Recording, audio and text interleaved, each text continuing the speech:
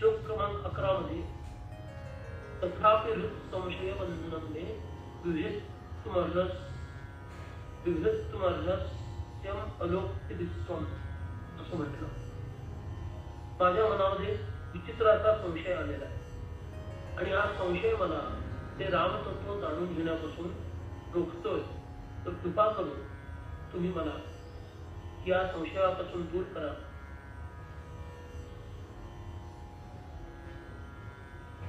ज्ञानी लोकांची सेवा करून त्यांना प्रश्न विचारून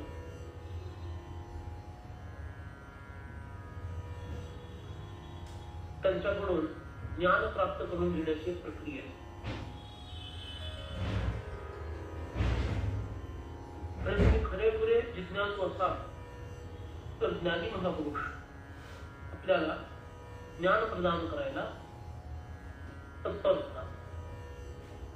त्यामुळं इथं संशय उपस्थित करून राम रहस्य जाणून घेण्याची आपली इच्छा पार्वती माता व्यक्त करते.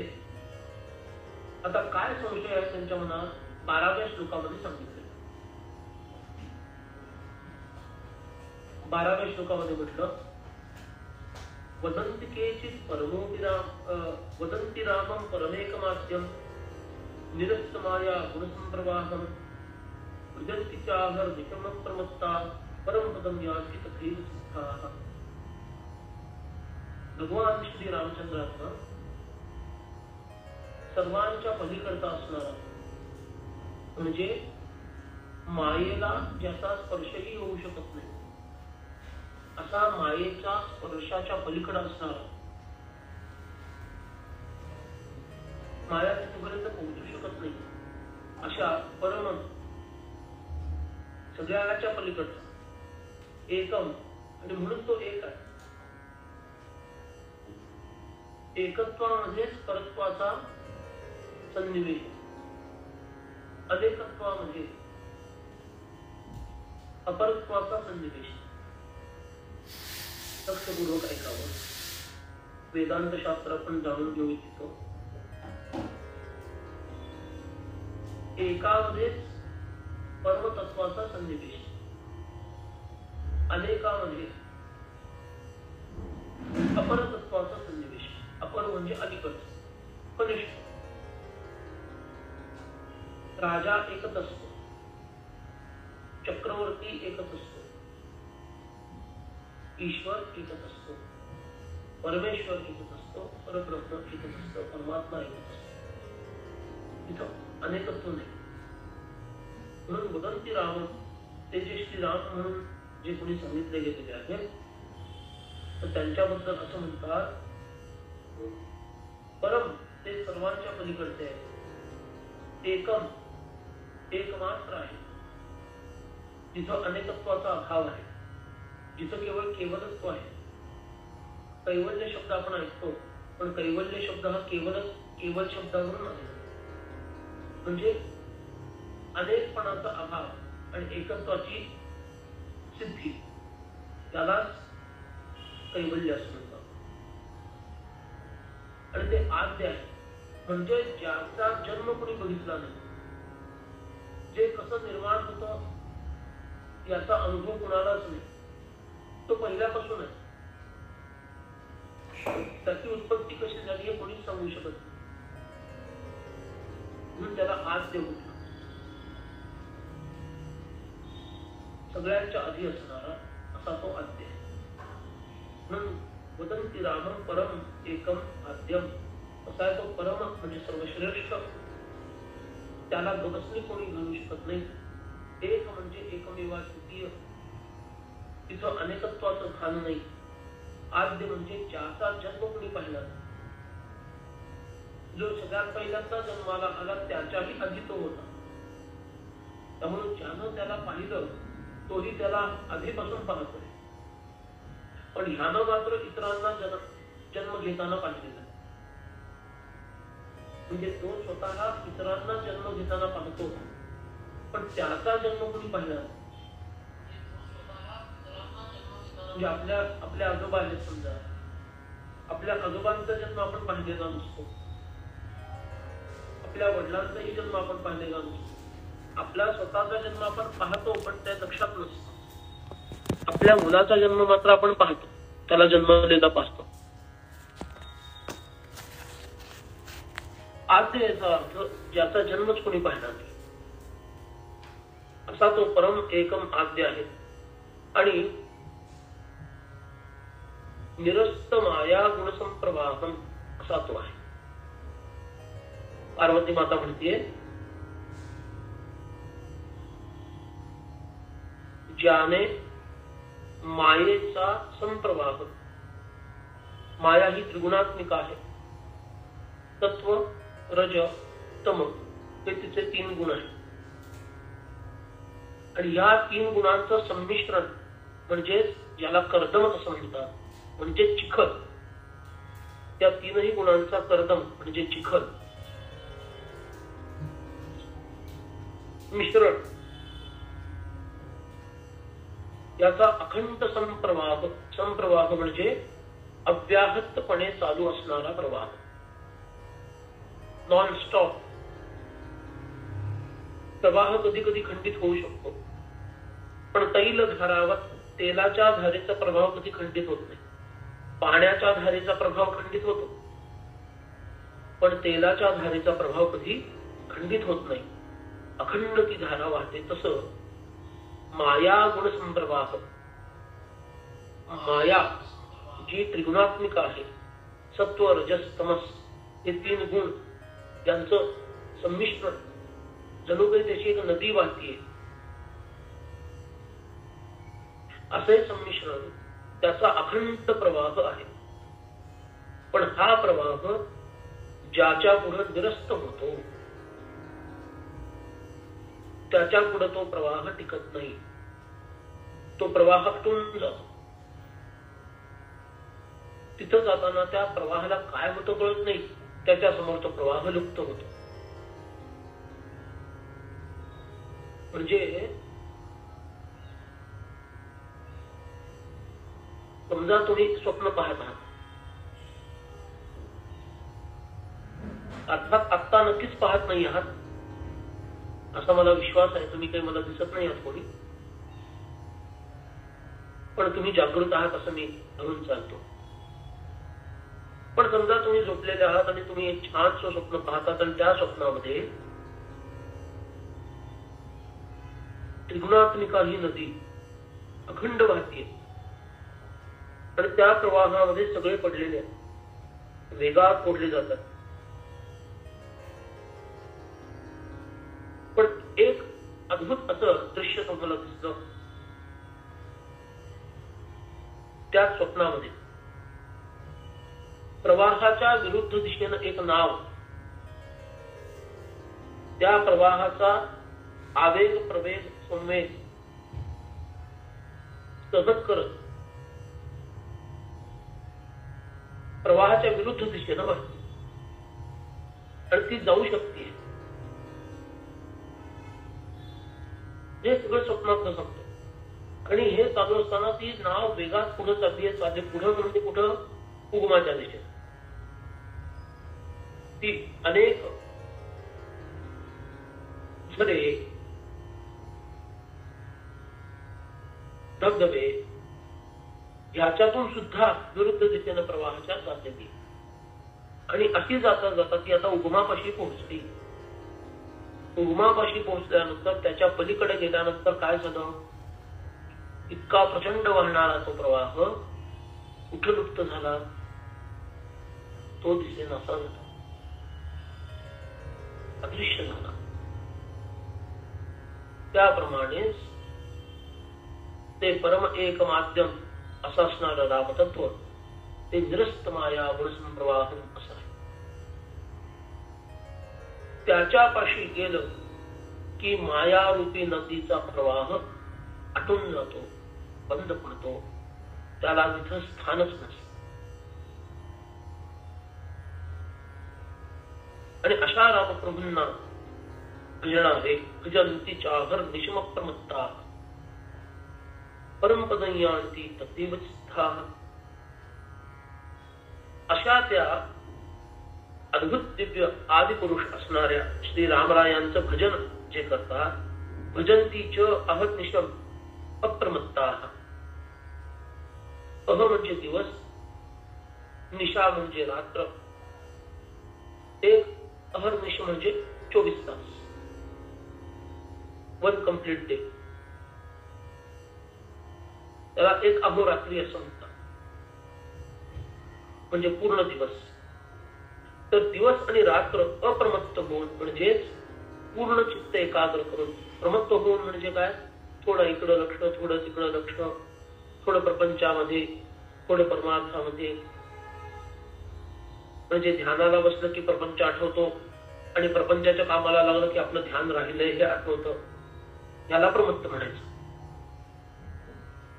आता प्रवचनाला बसलं आणि सारखं घड्याळाकडे लक्ष जात आहे, त्याला प्रमत्त म्हणायचं. म्हणजे ज्याला वर्तमानात जगता येत नाही, ते तर तो भूतकाळात जातो, नाहीतर भविष्यकाळात जातो. नाहीतर मग समर्थांनी म्हटल्याप्रमाणे करंटा पडोनी उताण करी नाना परी कल्पना परी ते काहीच होईना. याला भीमाची संज्ञा म्हटलेला आहे. करंटा मनुष्य उताना पडलाय आणि छताकडे बघत बघत, हल्ली सगळ्यांच्याच घरामध्ये पंखा असतो, तो पंखा फिरत असतो, असं याचं मन सुद्धा त्या पंख्याप्रमाणे गरगर फिरतंय. आणि करी नाना परी कल्पना, चित्र विचित्र काय काय कल्पना करत राहतो. मी श्रीमंत झालो आहे, माझ्याकडे एवढ्या गाड्या आल्या आहेत, माझे इतके फ्लॅट्स तयार आहेत, माझ्याकडे इतके बंगले आहेत, माझ्याकडे इतके नोकर चाकर आहेत, वगैरे वगैरे अनेक कल्पना तो करतो. पण त्या मुळात कधी घडतच नाही. त्याला दिवा स्वप्न असं म्हणतात. याला प्रमत्त असणे असं म्हणतात. म्हणजे तो भविष्यामध्ये तरी कल्पनेच्या जोरावर जातो किंवा भूतकाळात काहीतरी आठवत बसतो.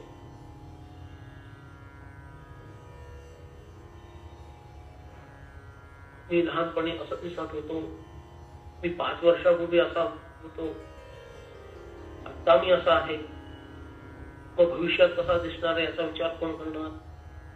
आणि सुरकुतलेला चेहरा डोळ्यासमोर न आल्यामुळे तो प्रमत्तपणे वागतो. तेव्हा अप्रमत्त याचा अर्थ काय? जो अत्यंत स्थिर आहे, एकाग्र आहे, असे भजंतीच अहर्निशम अप्रमत्ता. असे हे श्रेष्ठ साधक जे अप्रमत्त होऊन म्हणजे एकाग्र होऊन, भावानं एकाग्र, मनानं एकाग्र असे होऊन दिवस रात्र ज्याचं भजन करतात, ज्याला जे भजन दिलं म्हणजे भक्ती दिली त्या प्रकारची भक्ती ते करतात. परमपदम यांती तथैव सिद्धाः. तेच परमपदाला प्राप्त होतात, परमपदाला जातात, म्हणजेच रामरायापाशी जाऊन पोहोचतात. कारण आता इथं परमपदम हा शब्द दुसऱ्या चरणातील आणि पहिल्या चरणातील परम एकम आद्यम रामम किंवा रामम परम एकम आद्यम हे जर घेतलं तर परमपदम याचा स्पष्ट अर्थ रामम असाच आहे. हे लक्षात घ्यायला पाहिजे. परम पदम यांती, यांती म्हणजे जातात, ते परमपदाला जातात. म्हणजे कुठे जातात? पहिल्या चरणामध्ये दिलंय रामम परम एकम आद्यम, त्याच्या पाशीच ते जातात. त्या कुठल्या तरी वेगळ्या पदावर पोहोचले असा त्याचा अर्थ नाही. ती काय आहे? रामप्रभूंपाशी जाऊन पोहोचतात. भजंतीच्या प्रतिशमप्रमत्ताः परमपदम यांती तथैव सिद्धाः. सिद्ध, त्याच्या आधी साधक, त्याच्या आधी मुमुक्षु आणि त्याच्या आधी बद्ध, अशा मनुष्याच्या 4 अवस्था सांगितल्या. परमार्थाच्या दृष्टीनं मनुष्याच्या 4 अवस्था आहेत, 5वी अवस्था नाही. पहिला असतो तो बद्ध, जो प्रपंचाने बांधलेला. बद्ध म्हणजे बांधलेला. कशाने बांधलेला? प्रपंचाने, आपल्या वासनांनी बांधलेला.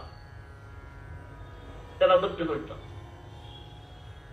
जेव्हा त्याला कळतं की मी बांधलेला आहे, आधी तर कळतच नाही मी बांधला गेला आहे. ज्याप्रमाणे पिंजऱ्यातील पोपटाला हे कळतच नसतं की मी पिंजऱ्यामध्ये अडकलेलो आहे किंवा मला अडकवलं गेलेलं आहे, ते त्याला कळतच नाही.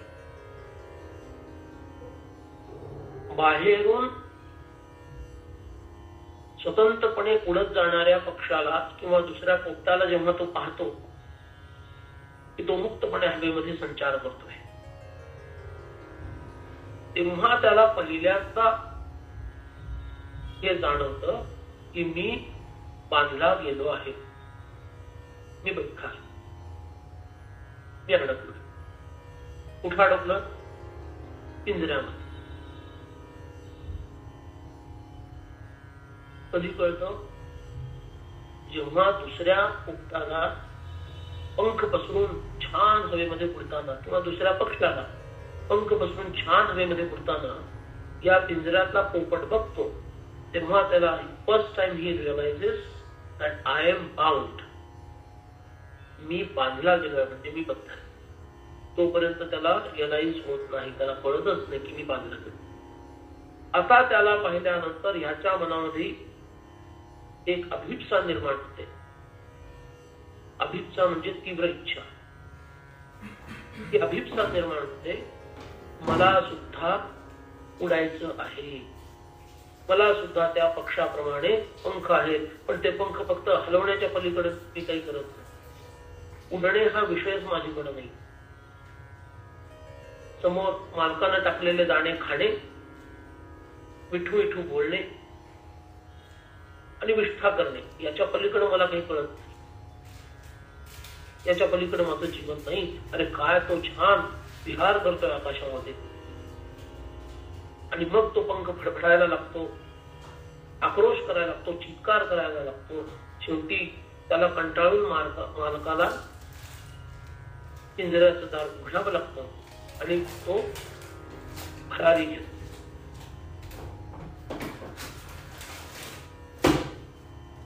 तो फडफडतो, मुक्त होण्यासाठी प्रयत्न करतो. ही जी अवस्था आहे त्यालाच मुमुक्षु असं म्हणतात. तो मुक्त झाला नाहीये, पण तीव्र इच्छा मोक्षाची, तो सारखा फडफडतोय. मालक त्याच्याकडे दुर्लक्ष करतो, तरी सुद्धा तो फडफडतोय, चित्कार करतोय, दिलेलं अन्न खायला तयार नाही, अशी स्थिती निर्माण होते. त्यामुळे मालकाला त्याला मोकळं करणं भाग पडतं. ते फडफडणं जे आहे ना, मुक्तीसाठीची धडपड आहे, तळमळ आहे. ती तळमळच, धडपडच काय? मुमुक्षुत्व आहे. तुम्ही आम्ही हे श्रवण करत आहोत, आपण स्वतःला तपासून बघावं की खरंच मी त्या पोपटासारखा फडफडतोय का मुक्त होण्यासाठी. आय एम सॉरी टू से, 99% आमच्यातले लोक सुद्धा फडफडण्याची इच्छा करत नाही. हेच पाहायला मिळतं. आता आमच्यातले जे नाही आहेत त्यांचा तर प्रश्नच येत नाही, ते कुठंच नाही. त्यांना हेच माहिती नाही की मी बांधला गेलो. पण आम्ही स्वतःला पारमार्थिक म्हणणारे सुद्धा आम्ही प्रपंचाने बांधलो गेलो आहोत याची जाणीव आम्हाला आहे का? आम्ही फडफडलो का कधी? समर्थ आम्हाला मुक्त करा, रामराय आम्हाला मुक्त करा. किती या प्रपंचाने मी बांधला गेलो आहे, किती मी अडकलो आहे, किती बंधनं माझ्यावर आहेत. पण ते नाही. कालचा विषय कर्माधिकारच आहे, मोक्षाचा अधिकार नाही. कारण मुमुक्षुत्वच काय? मुमुक्षु बनण्यासाठी तळमळ जेव्हा निर्माण होईल ना, त्यावेळेला पुढचा अधिकार प्राप्त होतो. ती तळमळ कधी निर्माण होते? सत्कर्मयोगे वयघालवावे. आपल्या चॅनलचं ब्रीद वाक्य काय आहे? सत्कर्मयोगे वयघालवावे, हे आपले ब्रीद वाक्य. त्यामुळंच सत्कर्म करता करता चित्तामध्ये शुद्ध सात्विक भाव जागृत होतो. तमोगुणाचा प्रभाव कमी होतो, खूप कमी होतो. रजोगुणाचाही प्रभाव कमी कमी होत शुद्ध रजोगुण शिल्लक राहतो. आणि हा शुद्ध रजोगुण हळूहळू सत्वगुणाला जागा करतो. आणि हे करता करता करता सदाचार हा थोर सांडून येतो. हे करता करता करता जेव्हा शुद्ध सात्विक मन त्या शुद्धतेला पोहोचतं, त्यावेळेला मुमुक्षुत्व उत्पन्न होतं. विवेकाची जागृती होते, त्याच्यातून वैराग्य प्रकट होतं, त्याच्यातून 6 थोर संपत्तीची प्राप्ती होते. शम, दम, उपरम, तितिक्षा, श्रद्धा, समाधान या सर्व गोष्टींची प्राप्ती होते. शम म्हणजे मनाची शांती, शांती म्हणजे वखवगलेपणा नाही. दम म्हणजे इंद्रियांवर संयम, उपरम म्हणजे अंतर्मुख होण्याची क्षमता, तितिक्षा म्हणजे शीतोष्ण सुखदुःख अधिक द्वंद्व सहन करण्याची क्षमता, श्रद्धा म्हणजे गुरु आणि शास्त्र यांच्याबद्दल निखळ विश्वास, आणि समाधान म्हणजे चित्त एकाग्र करण्याची सामर्थ्य. या सगळ्या गोष्टी आम्हाला साध्य होऊन मग आम्ही मुमुक्षु बनतो. तेव्हा आम्ही फडफडायला लागू की अरे त्या बांधलेल्या म्हणजे बंदिस्त असणाऱ्या पिंजऱ्यात अडकलेल्या पोपटासारखी माझी स्थिती आहे.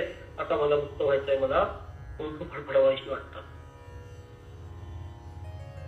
जोपर्यंत मुमुक्षुत्व नाही तोपर्यंत पुढचा प्रवास, पुढचं दार उघडलं जात नाही.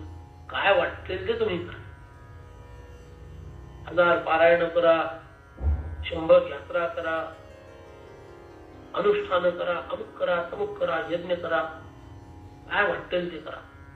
जोपर्यंत खरोखर मुमुक्षुत्व जागृत होत नाही तोपर्यंत परमार्थाचं पुढचं दार उघडत नाही. हा अगदी पक्का सिद्धांत आहे.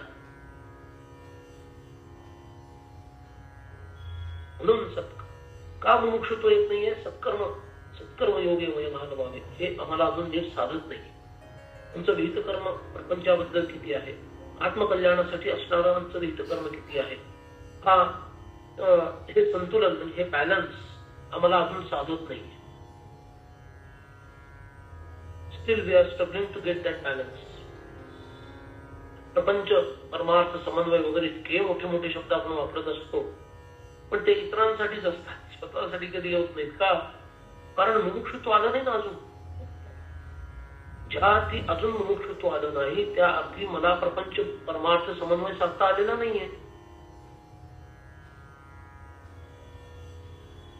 पण लाखात एखाद्याला, आता कलियुगात लाखात म्हणणं पण अवघड आहे, 1 कोटी माणसांमध्ये एखाद्याला असं फडफडण्याची इच्छा होते आणि तो फडफडायला लागतो.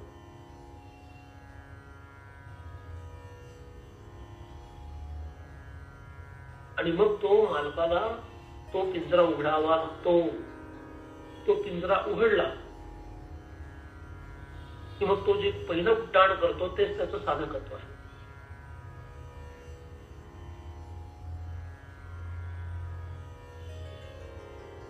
पण त्याला भय असतो, त्याला अजून अभ्यास नसतो, बाहेर विहार करण्याची शक्ती नसते. त्यामुळे तो पुन्हा परत येतो, पुन्हा काही वेळ राहतो, पुन्हा फडफडायला लागतो, पुन्हा जातो. असं करता करता ज्या वेळेला त्याला पूर्ण विश्वास प्राप्त होतो की नाही आता मला त्या पिंजऱ्यात जायची गरज नाही, तेव्हा तो कायमस्वरूपी निघून जातो. ते कायमस्वरूपी निघून जाणं म्हणजेच मुक्त होणे. त्याला सिद्ध समजतात. ज्यानं साधलं तो सिद्ध.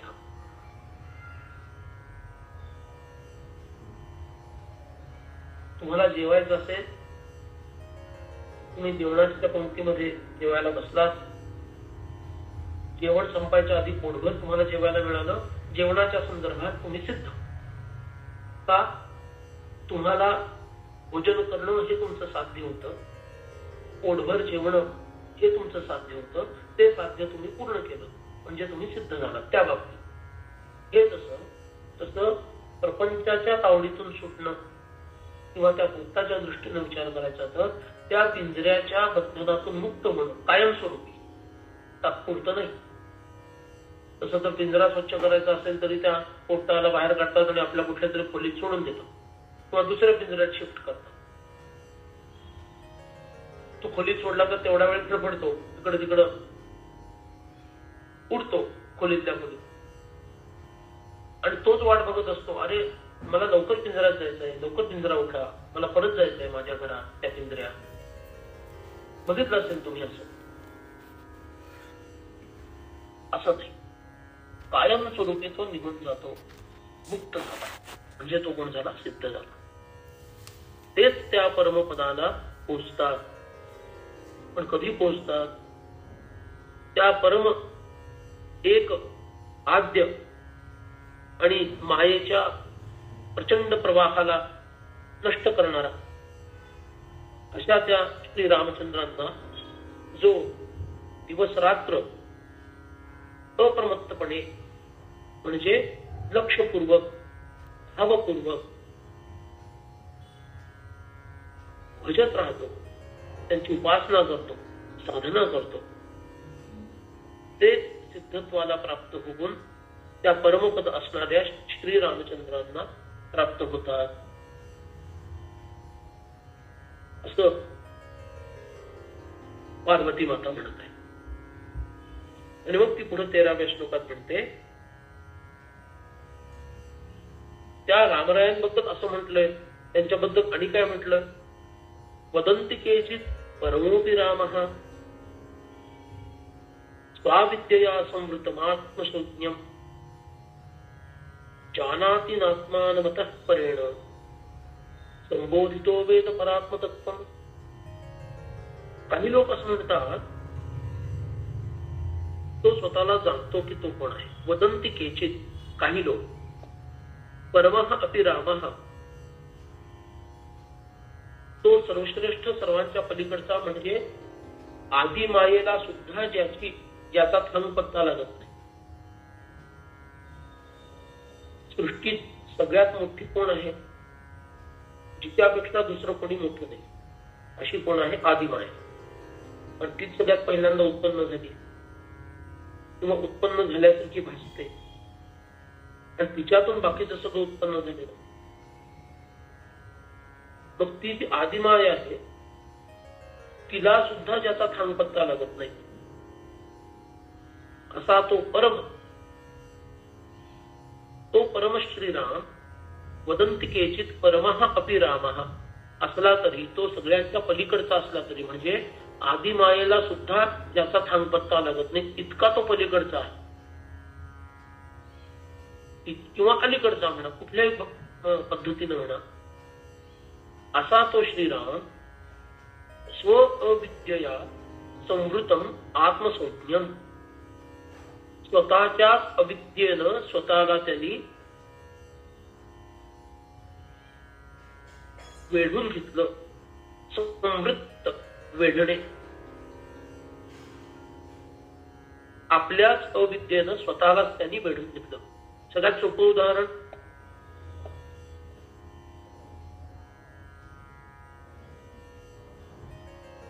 कोशामध्ये काही आळ्या जातात, सुरवंट आहे, रेशमाचा किडा आहे, हे कोशामध्ये जातात. स्वतःच्या भोवतीच ते कोश निर्माण करतात. पण त्या कोशाचे जे धागे आहेत की त्याचं जे पदार्थ किंवा मटेरियल आहे ते त्याच्या देहातूनच बाहेर येतं, तोच ते निर्माण करतो. बाहेरून जसं पक्षी कुठून तरी घट्ट बनवण्यासाठी काटक्या वगैरे आणतात, माती वगैरे आणतात, तसं नाहीये. स्वतःच्या देहातूनच ते निर्माण करतात आणि तो कोश विणतात स्वतःच्या भोवती.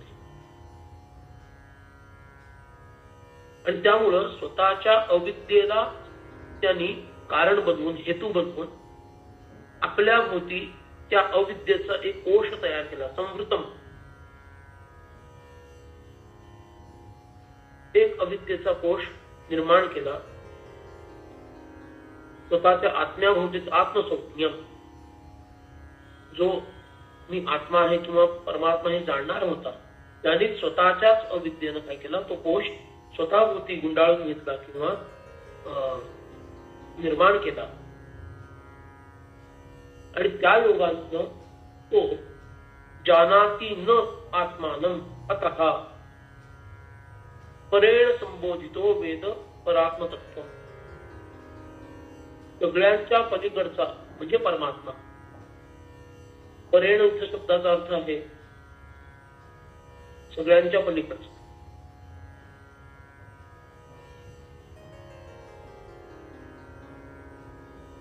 असा रामः संबोधितः वेद परात्मतत्व. ज्याला वेद परात्मतत्व म्हणतात, परमात्मा म्हणतात, अशा श्री रामरायांना न आत्मानं अतः जानाति, न आत्मानं अतः जानाति. न झाल्यामुळं तो स्वतःच्या मूळ स्वरूपाला जाणू शकला नाही.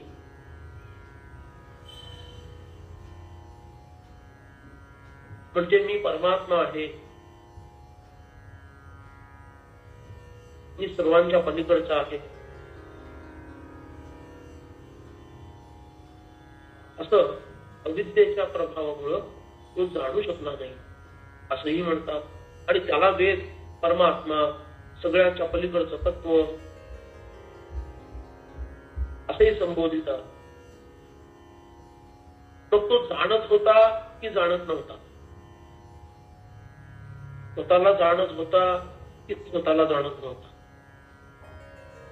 हा संशय माझ्या मनामध्ये निर्माण झालेला आहे. ते आत्मतत्व तो विसरला होता असं म्हणायचं, मग त्याला परमात्मा कसं म्हणता येईल? त्याला तर जीव म्हणायला लागेल, कारण तुम्ही आणि आम्ही आपलं मूळ तत्व विसरलो आहोत. पण तो जीव आहे म्हटलं तर वेदच त्याला परमात्मा परमात्मा असं म्हणतात. वेदांच्या वाह्यात बोलता येत नाही. आपला श्रुती संमत सगळा हिंदू धर्म आहे. मग तो ते जाणत होता असं म्हणावं लागेल की मीच माझ्या अविद्येनं स्वतःला बांधून घेतलेलं आहे. तेव्हा माझ्या इच्छेनंच हे सगळं झालं. आता माझी शंका अशी, इथं स्व अविद्या याचा अर्थ कळला सगळ्यांना? बघा,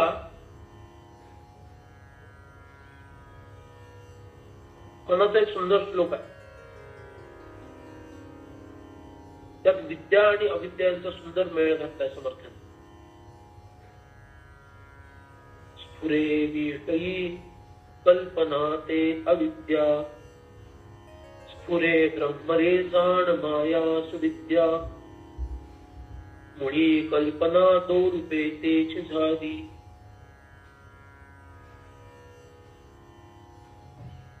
आणि विवेकानंद शेवटी सत्स्वरूपी मिळाली. विवेके तरी ते सत्स्वरूपी मिळाली. एकच परमविद्या किंवा एकच आदिमाया आहे. ती नाण्याला जशा दोन बाजू असतात तशा दोन रूपामध्ये प्रकट होते. जी आत्मसन्मुख असते किंवा जी उगमाच्या दिशेनं प्रवाहित होते तिला सुविद्या किंवा विद्या असं म्हणतात. स्फुरे ब्रह्मरे जाण माया सुविद्या.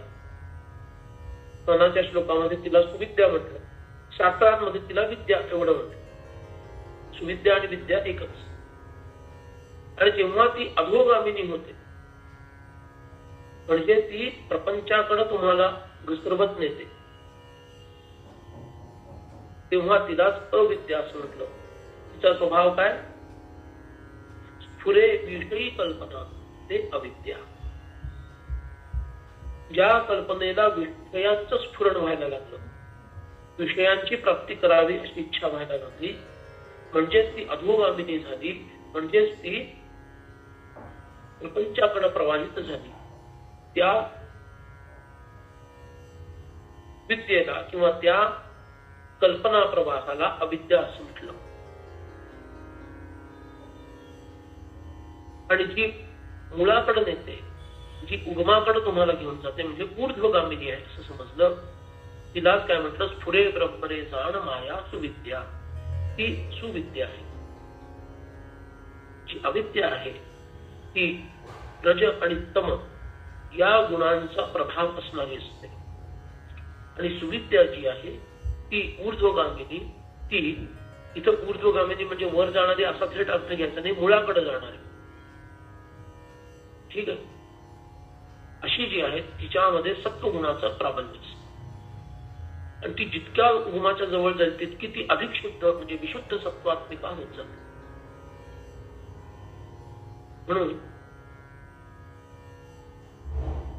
स्व अविद्यया संवृतम आत्मसंज्ञम, स्वतःला आत्मस्वरूप परमात्मस्वरूप मानणारा सुद्धा तो स्वतःच्या अविद्येनं स्वतःला एका पद्धतीनं कोशात अडकवून घेऊन नंतर तो पर असणारा, सगळ्यांच्या पलीकडचा परमात्मा असणारा, ज्याला वेद परमात्म तत्व असं म्हणतात किंवा पर आत्म असं म्हणतात, तोच न आत्मानं अतः जानाती, ह्या कारणामुळं स्वतःला जाणेनासा झाला, बदलला. मग वेदांचं म्हणणं मान्य करायचं की जे घडलं ते मान्य करायचं. वेदांचं म्हणणं मान्य केलं तर त्याला विस्मरण होता कामा नये. पण जो इतिहास आम्हाला पाहायला मिळाला, तो डोळ्याला दिसला, तो इतिहास तर दाखवतो की तो स्वतःच्या मायेनं स्वतःच मोहित झाल्यासारखा दिसला. आणि त्यामुळं आता तो स्वतःला जाणेनासा झाला. या दोन्हीतलं नेमकं काय खरं आहे याबद्दल माझ्या मनामध्ये संशय आहे. 11वा श्लोक, तथापि हृत संशय बंधनं मे.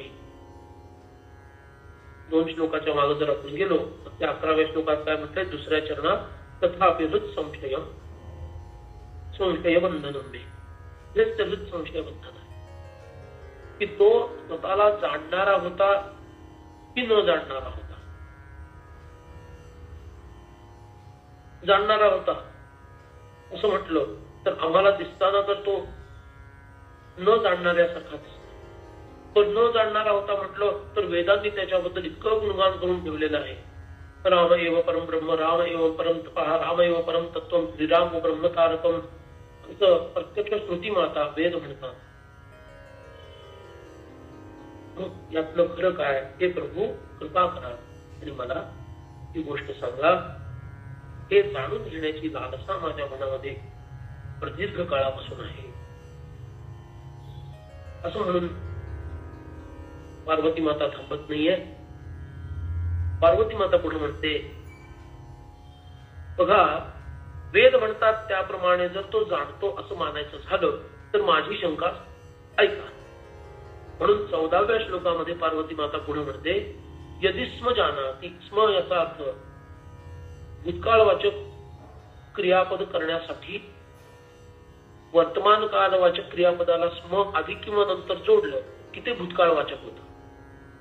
ते स्म जानाति किंवा जानाति स्म याचा अर्थ जानाति हे वर्तमान कालवाचक आहे, जाणतो. स्म लावल्यामुळे भूतकाळ झाला, तो जाणत असे व जाणत होता. यदि स्म जानाति कुतो विलापः, सीता कृते नेन म्हणजे अनेन, कृतपरेण, जानाति नैवम यदिकेन सेव्यः, समोहि सर्वैरपि जीवजातैः. स्पष्टपणे पार्वती माता आपली शंका उपस्थित करत आहेत. यदि स्म जानाति, जर त्याला आपलं खरं स्वरूप ज्ञात होतं, तो एका क्षणासाठीही मी परमात्मा आहे, मी सच्चिदानंद आहे, मला कुठलंही दुःख नाही, कोणताही शोक नाही, कोणतीही आसक्ती नाही, मला न कोणती पत्नी आहे, न कोणता पुत्र आहे, न कोणता मित्र आहे, न कोणी गुरु आहे, न शिष्य आहे, मी एकमात्र शुद्ध बुद्ध परमात्म तत्व आहे. माझ्यामध्ये अनेकपणा नाही, माझ्या खेरीज दुसरं काही नाही, मीच सर्व व्यापून आहे, मीच चिदानंद रूप आहे, मीच सच्चिदानंद रूप आहे, मीच सर्व शक्तिमान आहे, मीच भगवान आहे, ज्याच्यामध्ये समग्र ऐश्वर्य समग्र वीर्य, समग्र श्री, समग्र ज्ञान, समग्र वैराग्य आणि समग्र बल आहे. त्याला भगवान असं म्हणतात. असा मी आहे हे एकाही क्षणासाठी त्यानं विसरता कामा नये. तेव्हा तो परमात्मा. मग आम्हाला जर असं दिसलं किंवा वाल्मिकींनी सुद्धा रामायणात सांगितलं त्याच्या आधारानं यदि स्म जानाति, तो जर आपलं हे मूळ तत्व सदैव जाणत असेल, एका क्षणासाठीही त्याच्या मनामध्ये कधी त्याबद्दल विस्मरण झालं नसेल. बघा, स्मरण, विस्मरण, स्मरणास्मरण असे 3 अवस्था आहेत. जितका विस्तार करू तेवढं हे सगळं वाढणार आहे. आपण मध्यम मार्गाचा विचार करू आणि त्याप्रमाणे याचं चिंतन करू. नाहीतर महिना 2 महिने झाले तरी हे प्रकरण संपणार नाही. म्हणून मध्यम मार्गाने आपण जाऊया.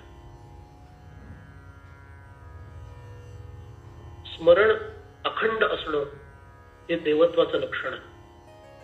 कशाचं स्मरण? मी आत्मस्वरूप आहे याचं स्मरण.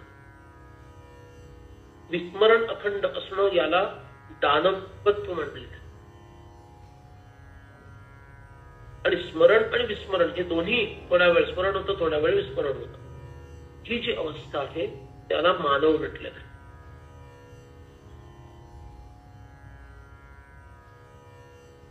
स्मरण म्हणजे तो देव, विस्मरण म्हणजे दानव. स्मरणास्मरणे मानव बोलीचेत आहे. दासवट सुटसुटीत व्याख्या समर्थांनी करून ठेवल्या, तुम्हाला आम्हाला समजावं म्हणून.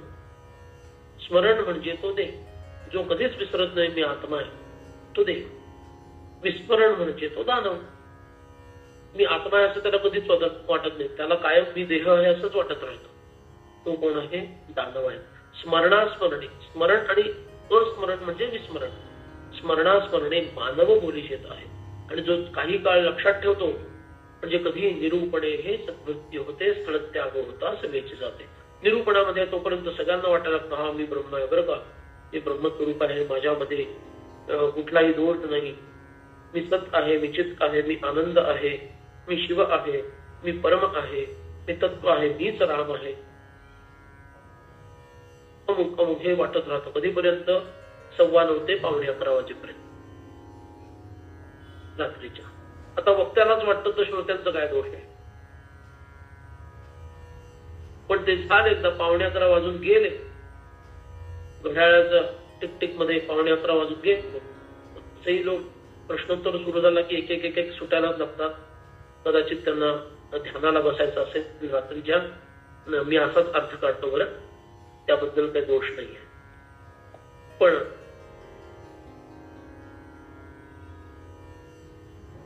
पावणे 11 नंतर सगळ्यांचं पुन्हा काय होतं? विस्मरण व्हायला लागतं. स्मरण आणि विस्मरण याचा संयोग म्हणजेच मानव म्हटलं. पण याचा अर्थ थोडा तरी स्मरण त्याच्यामध्ये असायला पाहिजे. त्याच्यामध्ये थोडाही वेळ स्मरण नसेल ना तर तो दिसायला मानव आहे, असायला दानवच आहे.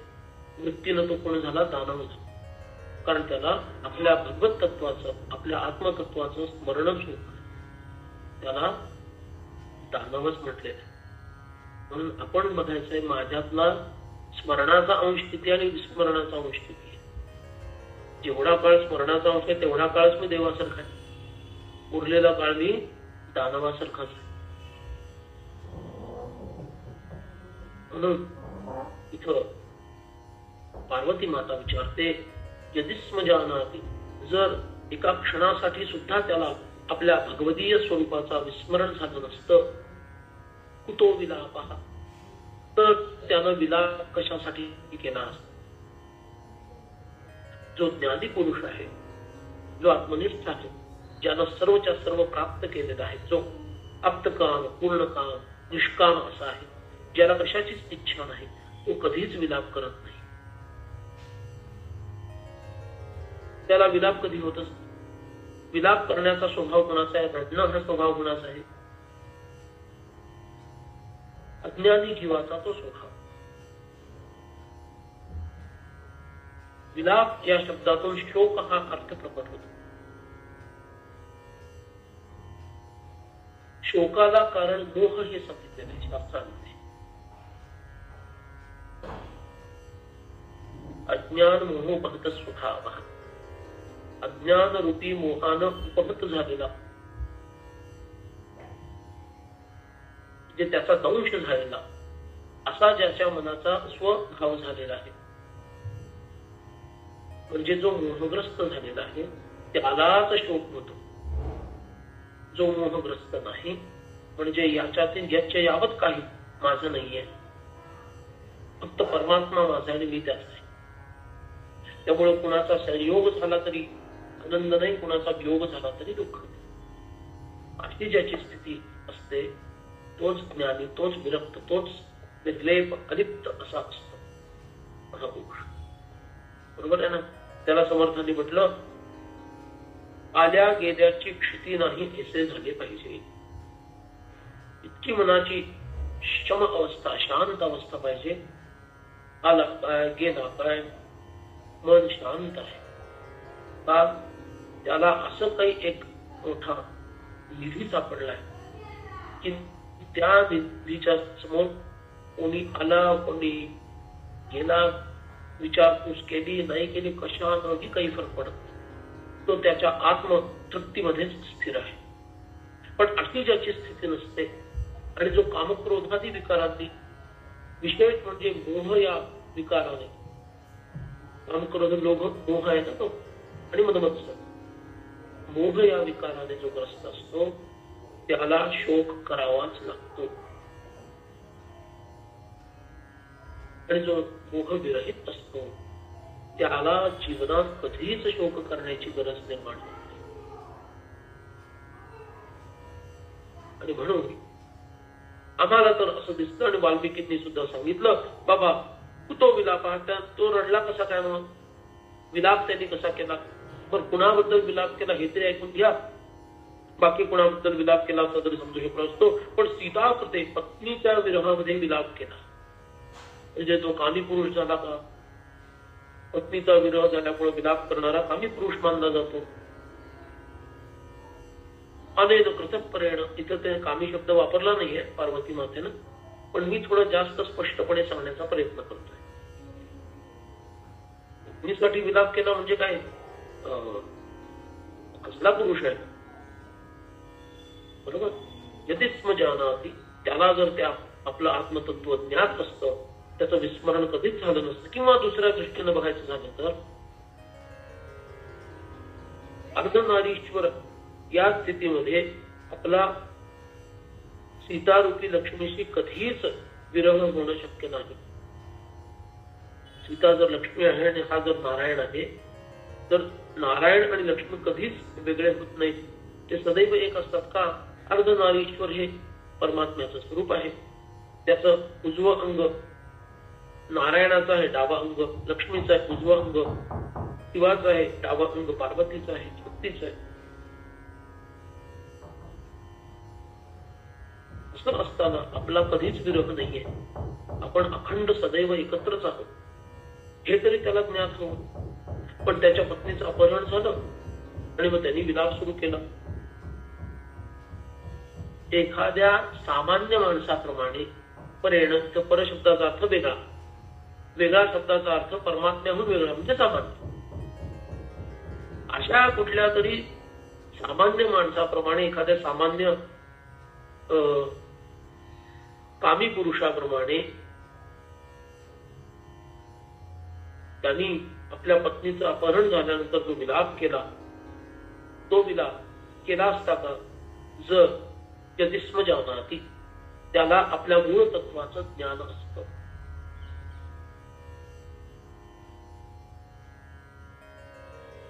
आणि जर जे आम्हाला दिसलं तेच सत्य आहे, म्हणजे त्यामध्ये काही रहस्य नाहीये, चक्षुर्वै सत्यम, जे डोळ्याला दिसतं तेच खरं, हेच जर असेल, जानाति न एव, नाही बाबा त्याला काही माहित नव्हतं, दुसरं चरण, जानाति नैवम यदि केन सेव्यः. तो जर स्वतःच्या मूळ रूपाला जाणत नव्हता म्हणजे तो अज्ञानी झाला होता, म्हणजेच तो काय झाला होता, जडमूढ भ्रांत झाला होता, म्हणजेच तो सामान्य पुरुष झाला होता. केन सेव्य, मग कुठल्या सद्गुणामुळे तो सेव्य झाला. सेव्य म्हणजे सेवा करून घेण्यास योग्य किंवा त्याची सेवा आपण करावी याच्यासाठी तो पात्र असणं, त्याला सेव्य असं म्हणतात. मग कुठल्या दुसऱ्या कारणामुळे तो सेव्य झाला. कारण आम्हाला तर असं वाटतं समोही सर्वैरपि जीवजातैः, इतर जीवजंतूंप्रमाणेच त्याचं वागणं सगळं आम्हाला दिसतंय. इथं जीवजात म्हणताना मनुष्य जात असं आपण म्हणूया तात्पुरतं, ठीक आहे. तर इतर सर्वसामान्य प्रापंचिक माणसाला जसं पत्नीचा विरह झाल्यानंतर दुःख होतं,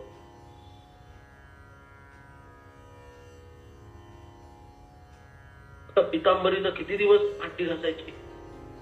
बायको गेली माहेरी, काम करी पितांबरी, असं कुठेतरी ऐकल्याचं आठवतंय.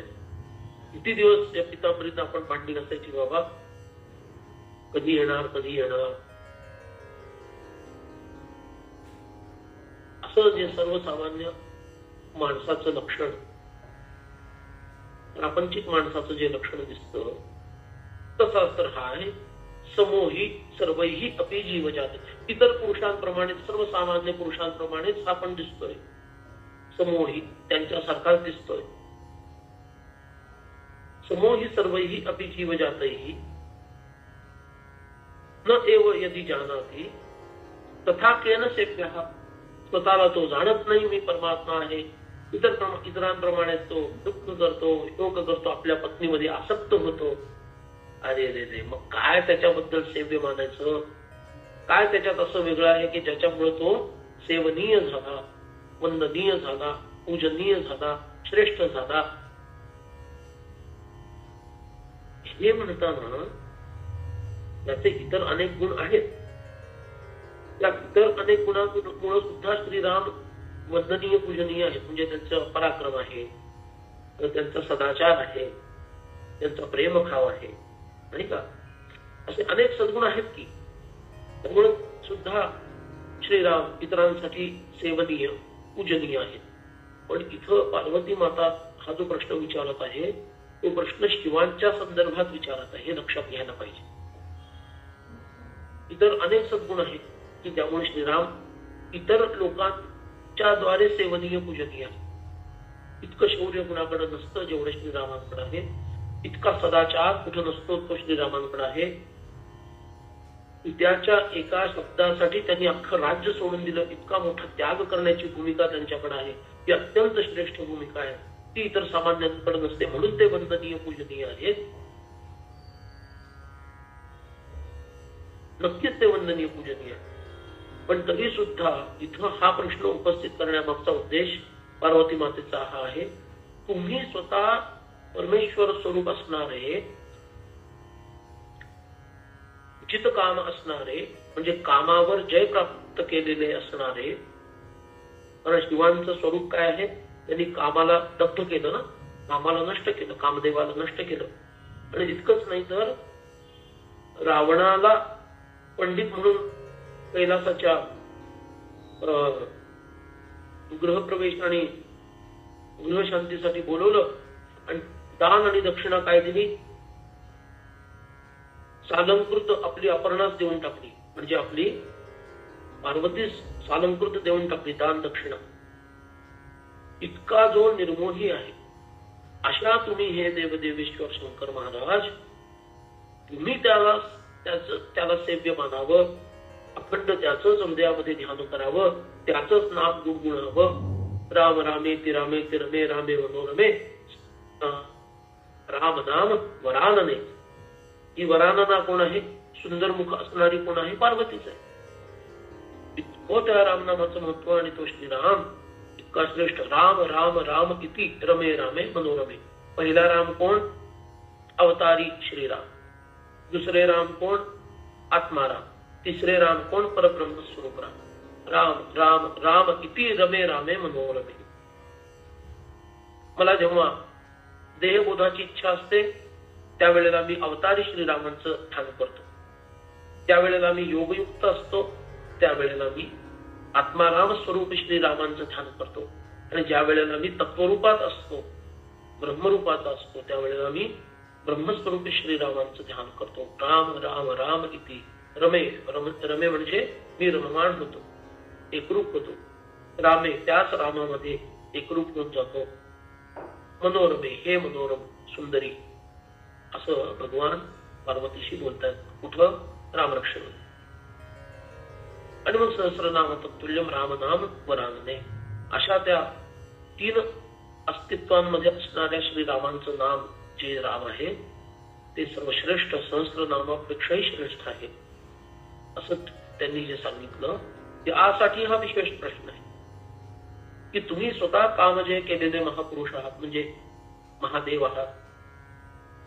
आणि आम्हाला तर एखाद्या सामान्य कामी पुरुषाप्रमाणे पत्नीच्या वियोगामध्ये विलाप आलाप करणाऱ्या आपल्या श्रीरामांना आम्ही बघितलं. इतर लोकांनी इतर सद्गुणांमुळं श्रीरामांना सेव्य मानावं, पूजनीय मानावं, हे ठीक आहे. पण तुमच्यासारख्या कामजयी महादेवांनी सुद्धा त्यांना सेव्य मानावं, ही गोष्ट मात्र माझ्या लक्षात येत नाही. हा मुख्य संशय आहे. पार्वती मातेचा मुख्य संशय तो हा आहे. जो स्वतः कामजयी आहे, ज्यानं स्वतः कामाला भस्म केलं, तो जणू काही पत्नीच्या विरहात तळमळणाऱ्या एका पुरुषासाठी त्याला सेव्य मानतो. हा मोठा अचंबित करणारा विषय आहे. ह्या भावनेनं, अत्यंत विनम्र झालेली भक्तीनं आणि शिवांबद्दल आत्यंतिक प्रेम असणारी अशी पार्वती माता आपली शंका उपस्थित करते. आणि मग 15व्या श्लोकाचा परामर्श घेऊन आज आपण थांबू. म्हणजे उद्या देवदेवेश्वर भगवान शिवशंकर काय अद्भुत रहस्य सांगणार आहे ते सगळं ऐकण्यासाठी आपण उद्या उपस्थित होऊया. पुढं पार्वती माता म्हणते, अत्रोत्तरं किं विदितं भवद्भिः तद्ब्रूत मे संशय भेदी वाक्य.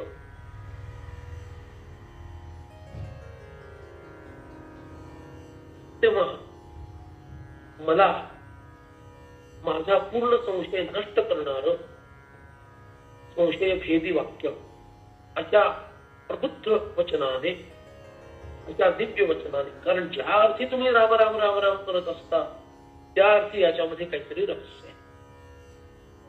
पण ते माझ्या लक्षात येत नाही की ते रहस्य नेमकं आहे तरी काय. तेव्हा ज्या अर्थी तुम्ही त्याच श्रीरामांमध्ये रत असता त्या अर्थी काहीतरी दिव्य रहस्य असलं पाहिजे. म्हणून संशय नष्ट करणार असं दिव्य वाक्य तुम्ही माझ्या कानात सांगा. उत्तरम किम विदितम भवद्भिः तद्ब्रूत मे.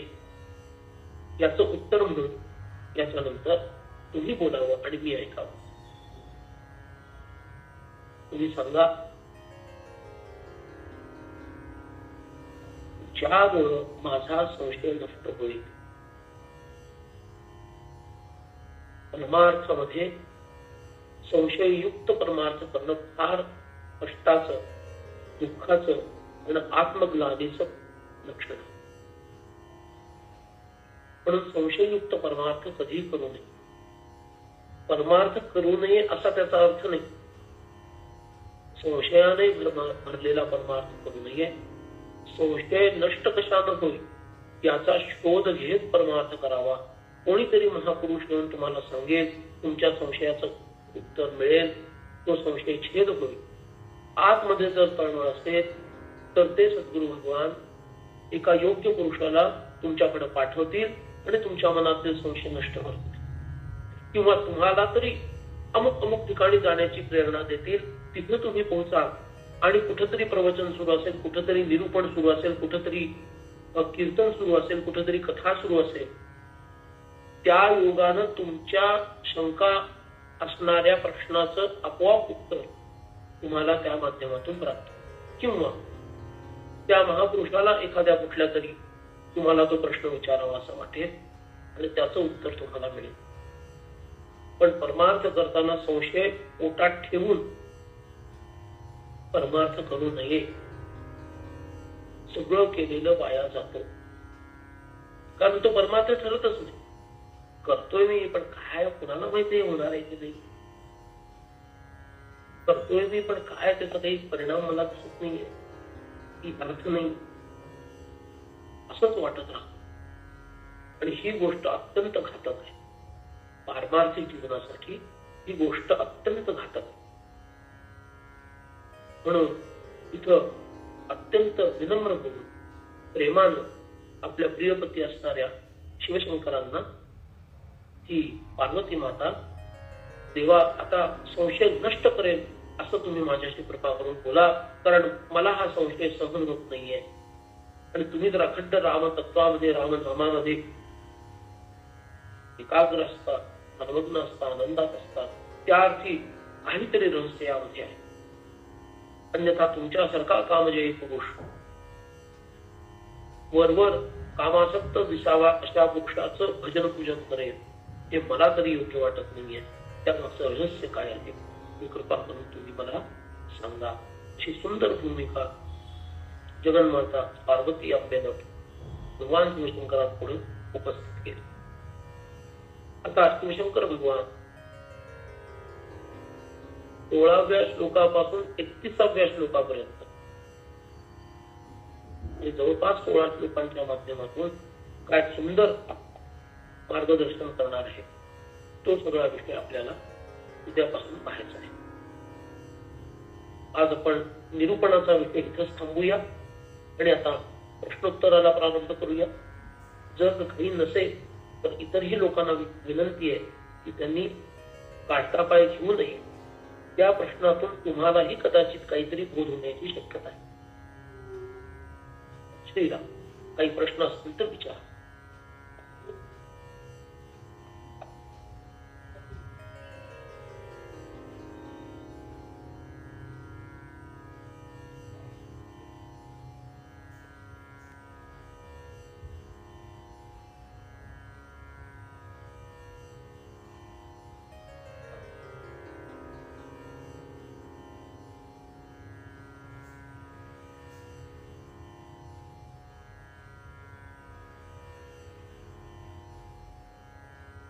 बोला लीनाताई.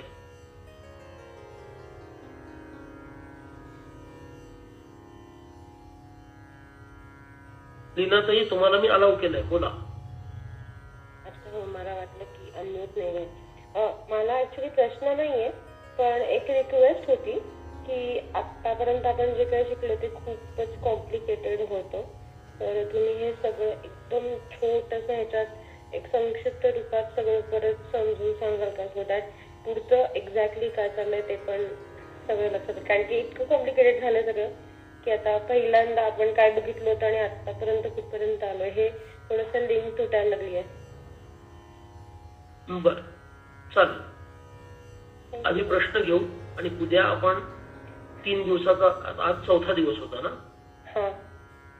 तर उद्या थोड्या सारांश घेऊन सुरू करू आणि नंतर मग भगवान शंकरांच्या उपदेशाकडे वळूया. चालेल. थँक्यू. आणखी कोणाचा काही प्रश्न?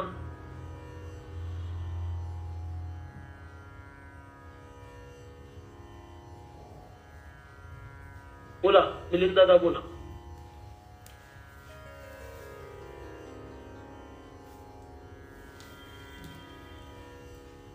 मिलिंद दादा बोला.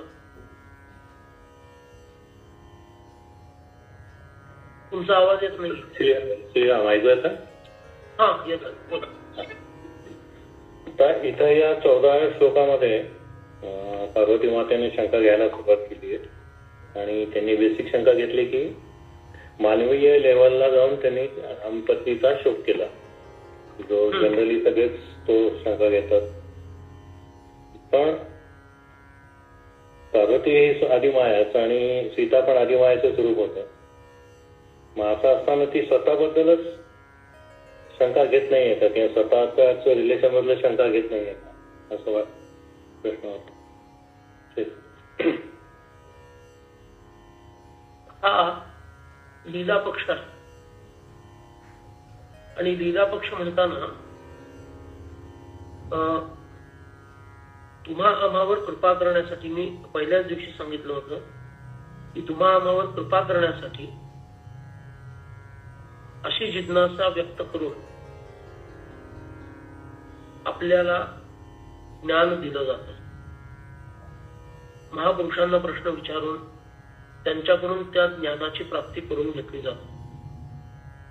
म्हणून इथं भक्ती विनम्र होऊन या पार्वती मातेनं लीलापूर्वक म्हणजे स्पोर्टिंगली ती जिज्ञासेची भावना स्वतःकडे घेतली. आणि जिज्ञासा ज्याला असते त्याच्याकडे अज्ञान असतं. त्याचं जाणून घ्यायची जिज्ञासा म्हणजे काय? जाणून घेण्याची इच्छा. काहीतरी जाणून घ्यायचं आहे म्हणजे ते मला ज्ञात नाहीये. जे ज्ञात नाहीये तेच जाणून घ्यायचं असतं. जे जाणलेलं आहे ते कशाला जाणून घेईल? ते दुसऱ्यांना माहित आहे की नाही हे तुम्ही जाणून घेऊ शकता, म्हणजे ती परीक्षा झाली. पण इथं पार्वती माता परीक्षा घेत नाहीये, तर ती जिज्ञासा व्यक्त करते. याचा अर्थ काय आहे?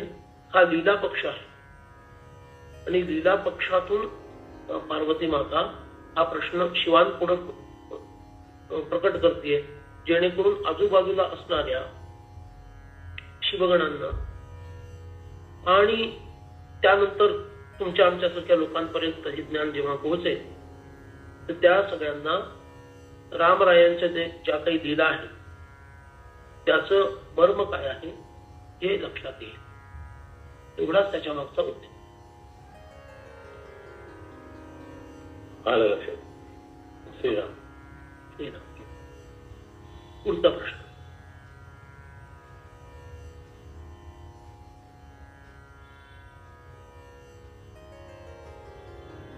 बोला भिडेताई.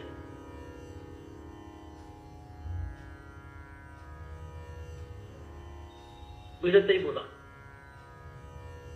हॅलो, बोला. आवाज येतो का? येत आहे, बोला. 13वा श्लोक जो आहे ना, हो, 13व्या श्लोकामध्ये जरा माझं स्पीच थोडस गेलं होतं. कोशात किडे आणि अविद्येचं आवरण वगैरे असं ते सांगितलं, तर थोडा अर्थ थोडक्यात पुन्हा सांगाल का? ज्याप्रमाणे कोश, त्या कोशामुळं तो एखादी अळी आहे किंवा रेशमाचा किडा आहे तर तो कोशामध्ये जातो ना, आणि त्या कोशामध्ये स्वतःला तो बांधून घेतो. म्हणजे तो स्वतःलाच बांधून घेतो. बरोबर आहे. कोशाच्या योगानं तो स्वतःलाच बांधून घेतो. त्याचप्रमाणे इथं श्री रामचंद्रांनी स्व अविद्यया, स्वतःच्या अविद्येनं स्वतःला समृतम म्हणजे काय केलं? स्वतःलाच असा गोल एक त्याचा त्या अविद्येचा काय केला? मुलामा चढवला म्हणा, किंवा त्याचा कोश स्वतःच्या भोवती निर्माण केला. आणि त्या अविद्येच्या कोशातून जेव्हा त्याच्या प्रभावामुळं तो स्वतःला ओळखेनासा झाला, स्वतःच्या मूळ स्वरूपाला ओळखेनासा झाला, अशी टिप्पणी इथं काही लोकांच्या चिंतनावरून पार्वती मातेनं शिवांपुढे ठेवली की हे सत्य आहे का? वदंती केचित परमो अपि राम, राम हे परम आहे, परमात्मा आहे, तरी सुद्धा स्व अविद्येया, स्वतःच्याच अविद्येचा कोश निर्माण करून, समृतम म्हणजे कोश निर्माण करून, आत्मसौक्यम स्वतःला आत्मस्वरूप जाणून सुद्धा ते स्वतःला जाणेनासे झाले.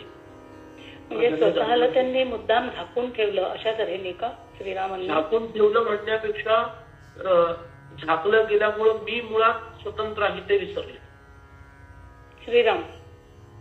असा संशय, असा संशय पार्वती माता व्यक्त करतात की हे असं आहे का, की काही वेगळं आहे,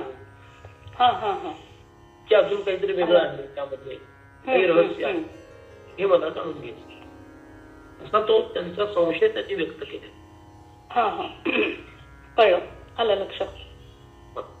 आणि त्याच्यामध्ये मी त्या मनाचा श्लोक सांगितला होता, स्फुरेत विषयी कल्पना ते अविद्या स्फुरे ब्रह्मणे जाण माया सुविद्या मुळी कल्पना दोन रूपे त्याची झाली विवेके तरी सत्स्वरूपी मिळाला. तर ती अविद्या कोणती आणि विद्या कोणती हा विषय थोडक्यात सांगितला होता. धन्यवाद. श्रीराम. श्री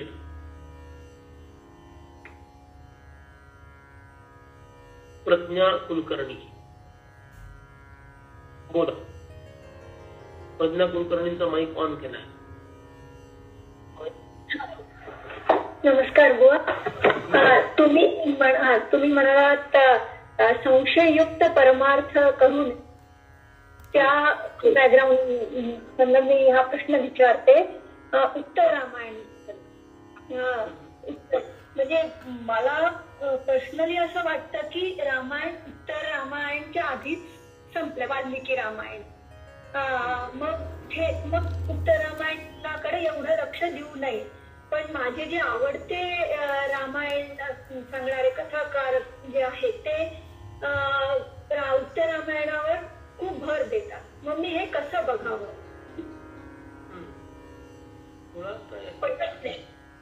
उत्तर रामायण मानू नये याला कुठंच पुरावा मिळत नाही. कारण रामायणाच्या बालकांडामध्येच ते 7 कांडाचं आहे असं लिहिलंय. पण ते पण नंतर इंटरफिअर झालंय असंही म्हणतात काही लोक. म्हणणारे लोक राम नव्हता असे म्हणतात. म्हणणारे लोक काही म्हणतात.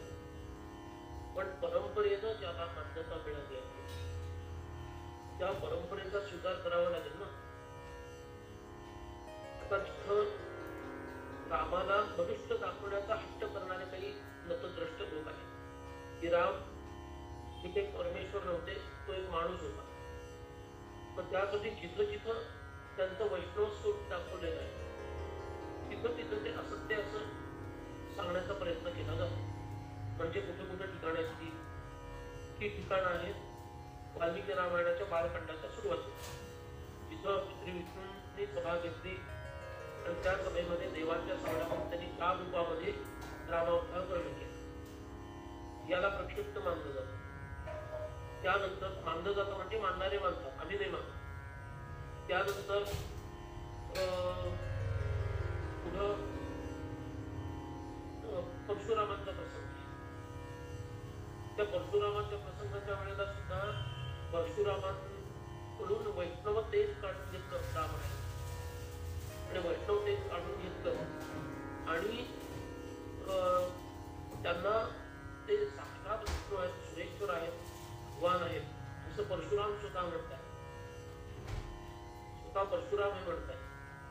तिकडं हे लोक लक्ष देतात. ते बालकांडाला प्रक्षिप्त त्यातला तो भाग प्रक्षिप्त मानतात. ते सोडा. अरण्यकांड इथून अयोध्या कांडापासून खरे राम आहेत म्हणजे कोण आहेत? मनुष्यरूपी राम. अरे पण अयोध्या कांडाच्या पहिल्याच सर्गामध्ये श्रीराम विष्णू आहेत असं सांगितलंय. अयोध्या कांडाच्या पहिल्याच सर्गामध्ये श्रीराम हे साक्षात विष्णू आहेत आणि त्यांची पत्नी असणारी भूमी त्यांची पती रूपामध्ये अपेक्षा करू लागली. म्हणजे काय? श्रीरामांनी आता राजा बनावं अशी इच्छा करू लागली असं वाल्मिकी स्वतः लिहितात. ते अमान्य करायचं का? बर, युद्धकांडापर्यंत श्रीराम हे भगवान आहेत असं कुठं आलं नाही असंही लोक म्हणतात. पण स्वतः युद्धकांडामध्ये रावणात जेव्हा पराजय दिसायला लागतो त्यावेळेला रावण स्वतः म्हणतो की माझ्या आता लक्षात आलेलं आहे की हा साक्षात नारायण आहे. युद्धकांडाला हे सत्य मानणारे लोक आहेत. युद्धकांडाला हे सत्य मानणारे लोक आहेत. पण तिथं रावण स्वतः म्हणतोय की हा तर साक्षात नारायण आहे. कारण माझ्यावर विजय दुसरा कोणीच प्राप्त करू शकत नाही. इतका माझा संहार यांनी केला म्हणजे हे कोण आहेत? साक्षात नारायणच आहे असं रावण म्हणतो. रावणाचा मृत्यू झाल्यानंतर मंदोदरीनं जो विलाप केलाय रावणाच्या पत्नीनं, त्या मंदोदरीनं सुद्धा रावणाच्या शवावर त्याच्या छातीवर डोकं टेकून जे दुःख व्यक्त केलं ते दुःख व्यक्त करताना ती म्हणती हा योगेश्वर भगवान साक्षात नारायण आहे. मी बरोबरीनं तुम्हाला सांगत आले पण तुम्ही एकदाही माझं ऐकलं नाही. सीता ही साक्षात जगदंबा लक्ष्मी आहे. बरोबरीनं मी तुम्हाला सांगत आले पण तुम्ही माझं ऐकलं नाही. आज पूर्वीचा जो अज अमर असणारा चतुर्भुज शंख चक्र गदा पद्म धारण करणारा परमेश्वर आहे ही बरोबरीनं मी तुम्हाला सांगत आले पण तुम्ही त्याच्या नररूपावरच चित्त एकाग्र केलं आणि हा सामान्य मनुष्य जो पत्नीचंही रक्षण करू शकला नाही तिचं अपहरण झालं तो काय माझ्या पुढे लढणार अशा भ्रमामध्ये तुम्ही राहिला असा प्रदीर्घ विलाप या मंदोदरीनं केलाय.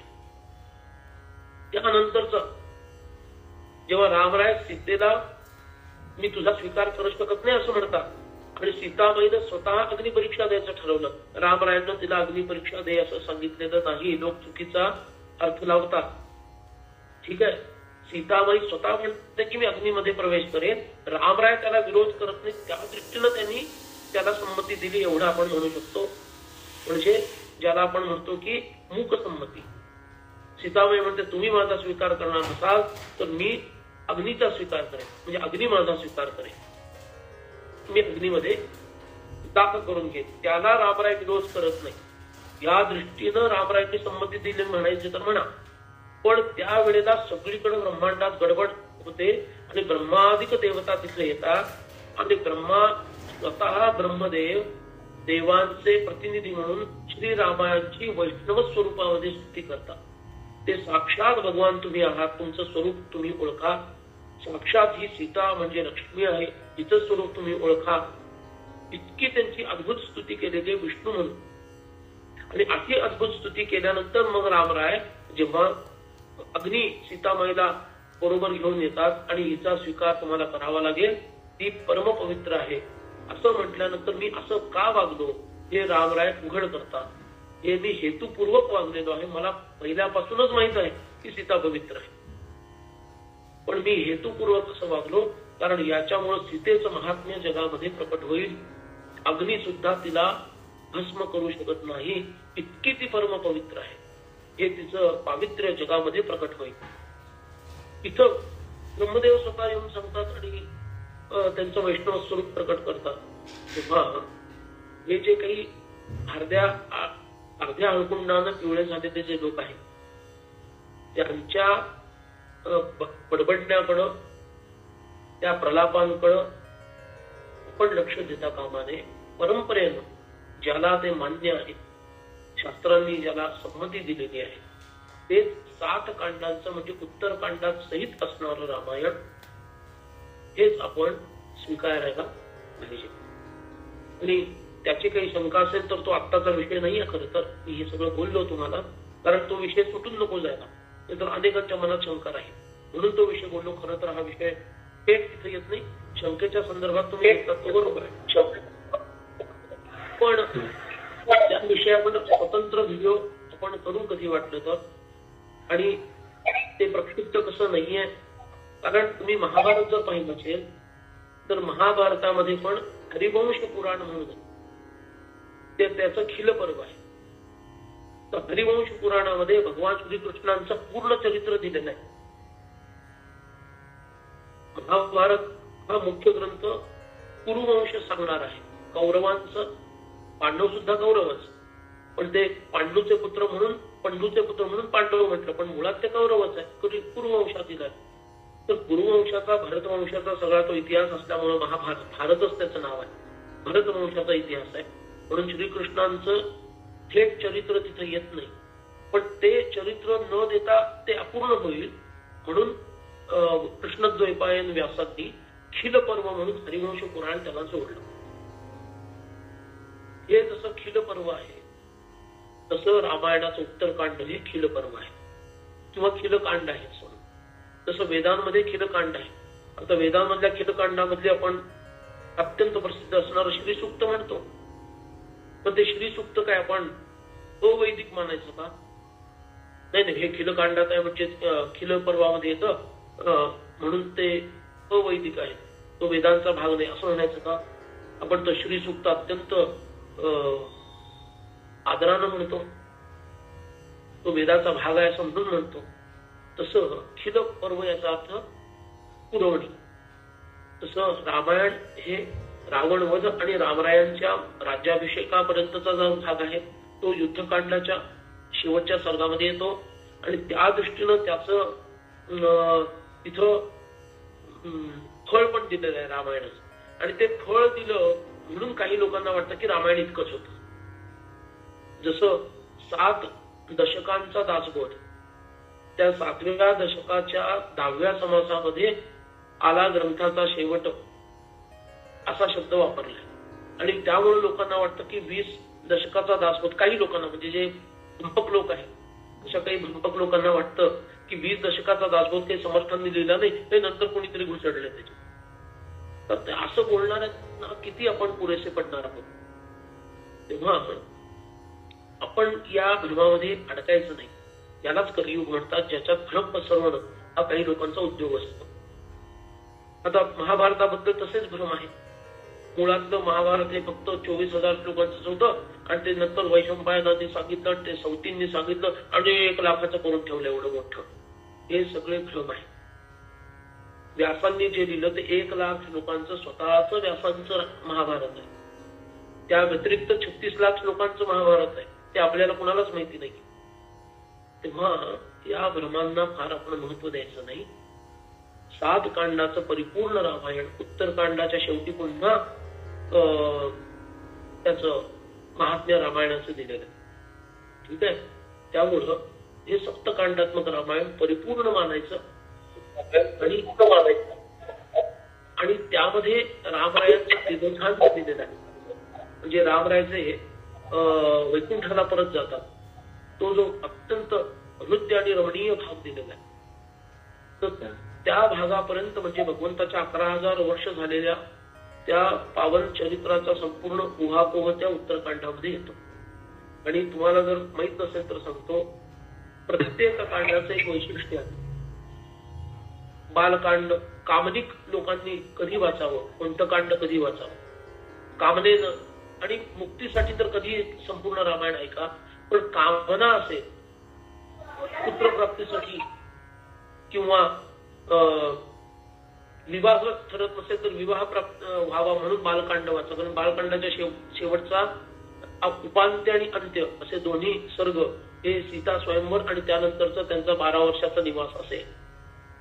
अयोध्या कांडामध्ये तुम्हाला भाऊबंदकी माजू नये याच्यासाठी अयोध्या कांड, घरामध्ये भाऊबंदकीचे काही प्रश्न असतील अयोध्याकांडाचा पाठ करा, त्याच्यामुळं त्याचा निराश होईल. अरण्यकांड सांगितलं, अरण्यातून जाताना चोरांचं भय, अग्नीचं भय, वायूचं भय हे होऊ नये म्हणून अरण्यकांड सांगितलं. किष्किंधा कांडामध्ये मोठ्या माणसाची मैत्री प्राप्त व्हावी, एखादा मोठा MLA मित्र व्हावा, एखादा मोठा पंतप्रधान किंवा मुख्यमंत्री यांच्याशी फ्रेंडशिप व्हावी अशी इच्छा असेल तर तुम्ही किष्किंधा कांड, राम आणि सुग्रीव यांची मैत्री आहे तिथं. लंकाकांड किंवा युद्धकांड आहे, सुंदरकांड आहे. सुंदरकांड तर आवर्जून तुम्ही श्राद्ध पक्षाच्या वेळेला वाचा म्हणून सांगितलंय. श्राद्ध पक्षाच्या काळामध्ये सुंदरकांड वाचा असं सांगितलं. किंवा मंगल कार्यक्रम असतील तर त्यावेळेला सुंदरकांड वाचा असं सांगितलं. युद्धकांड जर तुमचं काही कोर्ट कचेऱ्या चालल्या असतील, अजून काही चालत असेल, युद्धाचे काही प्रसंग असतील त्यावेळेला युद्धकांड वाचा, त्याच्यातून तुम्हाला लाभ होईल असं सांगितलं.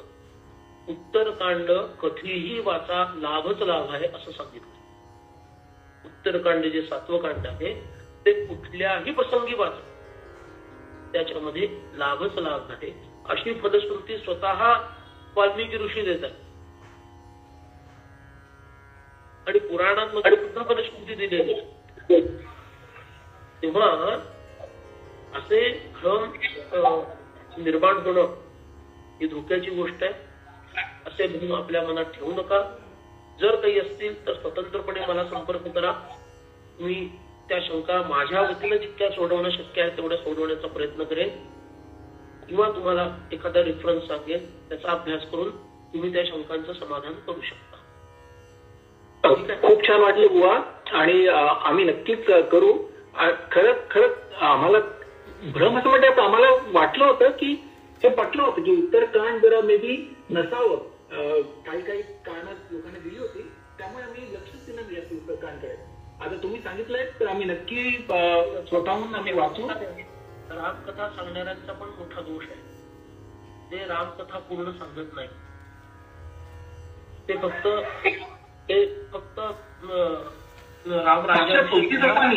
अक्षर तुलसीदासांनी पण तिथेच थांबवली ना रामकथा. असं त्यांचा उद्देश वेगळा आहे. तुलसीदासांची रामकथा ही सेव्य सेवक भाव आणि भक्ती ज्ञान वैराग्य म्हणजे भागवताच्या अंगानं त्यांनी सांगितली.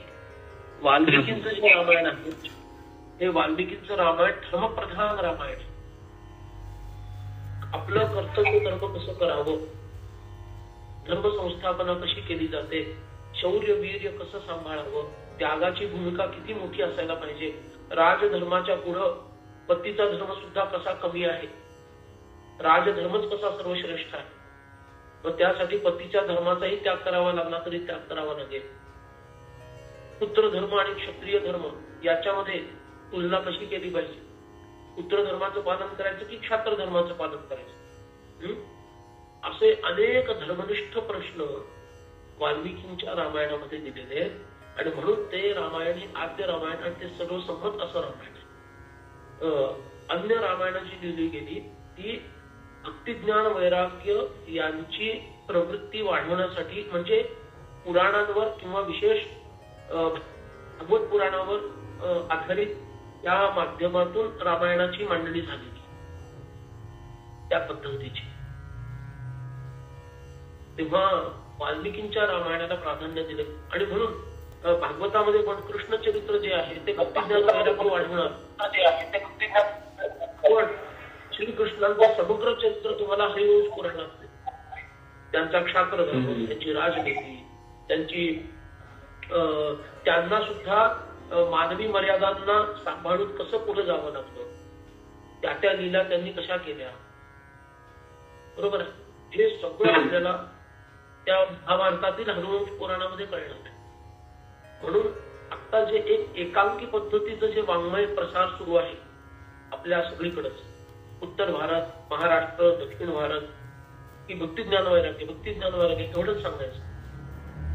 तर त्याच्यातून धर्म हा विषय मागं पडतो, कर्तव्य हा विषय मागं पडतो. एक तर सगळे वेदांत सांगतात, नाही तर सगळे भक्तिज्ञान वैराग्य सांगतात आपल्या कथांच्या आणि प्रवचनांच्या माध्यमातून.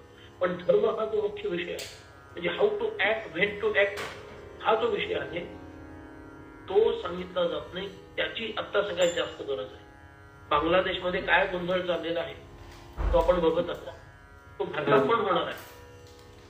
पण आम्ही तिकडे लक्ष, आम्ही फक्त भक्तिज्ञान वैराग्याच्या मागे लागलो किंवा ब्रह्ममाया ह्याच्याच मागे लागलो तर हे पुरेसं. म्हणून कथाकारांचं पण हे कर्तव्य आहे की त्यांनी धर्मनिष्ठा लोकांपुढे वाढवावी आणि त्या मार्गातून ज्या वेळेला क्षात्र धर्माची गरज आहे क्षात्र धर्माचं पालन कसं करावं, ब्राह्मतेजाची गरज आहे ब्राह्मतेजाचं पालन कसं करावं, हे सगळं सुद्धा. याचा अर्थ भक्तिज्ञान वैराग्य सोडून द्या असा अर्थ नाही. याच्या जोडीला हेही सांगायला की जे सांगितलं दुर्दैवानं जात नाहीये. ठीक आहे. या छान वाटलं. आम्ही परत तुमच्याशी पण सेपरेटली बोलू.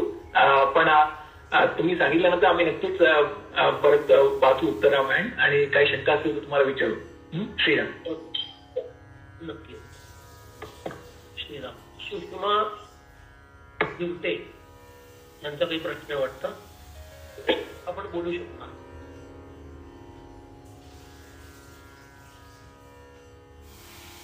सुषमा दिवटे.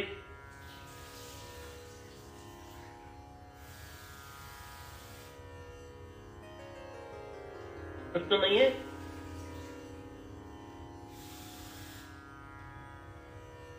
तुम्हाला बोलायची अनुमती मिळाली.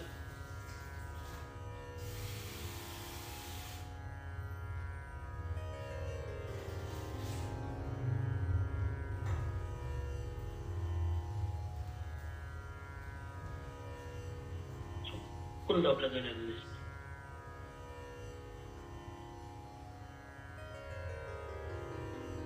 अन्य कुणाचा प्रश्न असेल तर एखाद मिनिट बघून नंतर थांबू.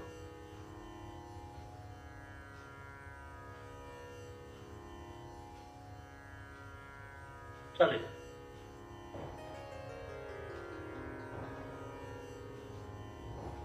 आपण आता थांबूया आणि उद्या जसं लीनाताई मगाशी म्हणाल्या त्याप्रमाणे सारांश आतापर्यंत झालेल्या सत्संगाचा सारांश 15 मिनिटं घेऊ, जेणेकरून सगळ्यांना भगवान शिव आता रामरायांबद्दल काय बोलता हे कळायला थोडं सोपं जाईल. आणि त्यानंतर भगवान शिवांनी ते दिव्य असं अद्भुत रामतत्व काय आहे ते सुंदर पद्धतीने सांगितलंय, त्याचं चिंतन आपण उद्यापासून करूया. सर्वांना शुभरात्री. बरोबर उद्या 9:15 वाजता भेटू. जय जय रघुवीर समर्थ.